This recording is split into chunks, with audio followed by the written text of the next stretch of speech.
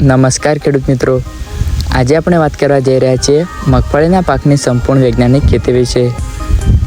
મિત્રો, મગફળી ગુજરાતનો ખૂબ જ મહત્વનો તેલીબિયા પાક છે. ખાસ કરીને ગુજરાતમાં સૌરાષ્ટ્ર અને ઉત્તર ગુજરાત વિસ્તારમાં તેનું મોટા પ્રમાણમાં ઉત્પાદન થાય છે. યોગ્ય વૈજ્ઞાનિક પદ્ધતિ અપનાવીએ તો મગફળીમાંથી ખૂબ સારું ઉત્પાદન અને નફો મેળવી શકાય છે. 1. જમીન અને હવામાન. મગફળી માટે હલકીથી મધ્યમ કાળી, ભૂરા રંગની અને પાણી ન ભરાય તેવી જમીન સૌથી ઉત્તમ ગણાય છે. જમીનનું pH 6 થી 7.5 હોવું જોઈએ. તાપમાનની વાત કરીએ તો અંકુરણ માટે 25 થી 30 ડિગ્રી હોવું જોઈએ. વૃદ્ધિ માટે ગરમ અને ભેજવાળું વાતાવરણ હોવું જોઈએ. પાક તૈયાર સમયે શુષ્ક હવામાન ઉત્તમ રહે છે. 2. સુધારેલી જાતો. ખેડૂત મિત્રો, યોગ્ય જાત પસંદ કરવી સૌથી મહત્ત્વની બાબત છે. ગુજરાતમાં પ્રચલિત જાતો GG20, GG22, GG37, TG37A, GJG9 આ જાતો વધુ ઉત્પાદન અને રોગપ્રતિકારક શક્તિ ધરાવે છે. 3. વાવણીનો યોગ્ય સમય અને ચોમાસાની 2026ની ખાસ માહિતી. ખેડૂત મિત્રો, આ વર્ષે ગુજરાતમાં ચોમાસાની શરૂઆત સામાન્ય સમય કરતાં થોડું વહેલી થવાની સંભાવના દર્શાવવામાં આવી છે. તેથી મગફળીની વાવણી માટે યોગ્ય ભેજ મળતા જ તૈયારી રાખવી ખૂબ જ જરૂરી છે. ચોમાસું મગફળી વાવણીનો સમય 2026. સૌરાષ્ટ્ર વિસ્તારમાં 15 જૂનથી 10 જુલાઈ, ઉત્તર ગુજરાત વિસ્તારમાં 20 જૂનથી 15 જુલાઈ, દક્ષિણ ગુજરાત વિસ્તારમાં પ્રથમ સારો વરસાદ થયા પછી તરત. ખેડૂત મિત્રો, યાદ રાખો કે ઓછામાં ઓછા 50 થી 75 મીમી સારો વરસાદ થયા પછી જ વાવણી કરવી. ખૂબ વહેલી વાવણી કરવાથી બીજ સડી શકે છે. મોડું વાવેતર કરવાથી ઉપજમાં ઘટાડો થાય છે. 4. બીજ દર અને અંતર. 1 એકર માટે આશરે 55 થી 65 કિલો બીજ જરૂર પડે છે.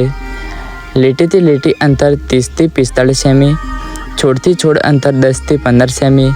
વાવણી પહેલાં બીજને ફૂગનાશક અને રાઇબોઝોનિયમ કલ્ચરથી ટ્રીટ કરવું જોઈએ. 5. ખાતર વ્યવસ્થા.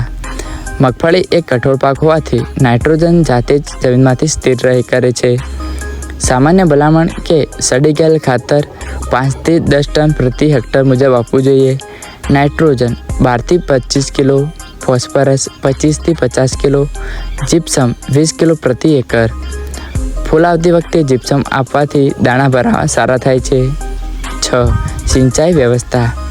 ખરીફ પાકમાં વરસાદ પર આધારિત ખેતી થાય છે, પરંતુ લાંબો વિરામ આવે તો સિંચાઈ જરૂરી બને છે.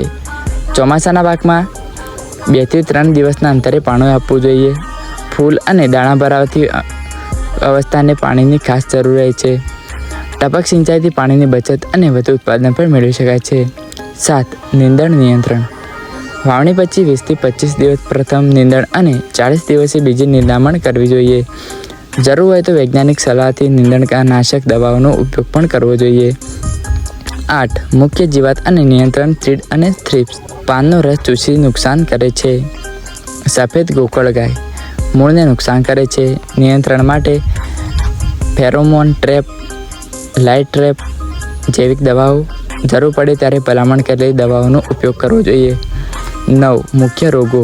ટીકા રોગ. પાન પર કાળા ડાઘ પડે છે. કોલર રોટ. છોડ સુકાઈ જાય છે. નિયંત્રણ માટે બીજ ઉપચાર, પાક ફેરબદલી, યોગ્ય ફૂગનાશક છંટકાવ. 10. ઉપજ અને કાપણી. પાક સામાન્ય રીતે 100 થી 100 દિવસમાં તૈયાર થાય છે. જ્યારે પાંદડા પીળા પડે, શીંગ અંદરથી ભરાઈ જાય ત્યારે કાપણી કરવી જોઈએ. યોગ્ય ખેતીથી ખરીફમાં 20 થી 30 ક્વિન્ટલ પ્રતિ હેક્ટર, ચોમાસામાં 30 થી 40 ક્વિન્ટલ સુધી ઉત્પાદન મળી શકે છે. 11. બજાર અને નફો. મગફળીનો ઉપયોગ તેલ ઉત્પાદન, શિંગદાણા, ચીકી અને પશુ આહાર માટે મોટા પ્રમાણમાં થાય છે. યોગ્ય માર્કેટિંગ અને સ્ટોરેજથી ખેડૂત વધુ નફો મેળવી શકે છે. ખેડૂત મિત્રો, જો તમે મગફળીની વૈજ્ઞાનિક પદ્ધતિથી ખેતી કરશો, યોગ્ય જાત પસંદ કરશો, સમયસર ખાતર અને જીવાત નિયંત્રણ કરશો તો ઓછા ખર્ચે વધુ ઉત્પાદન મેળવી શકશો.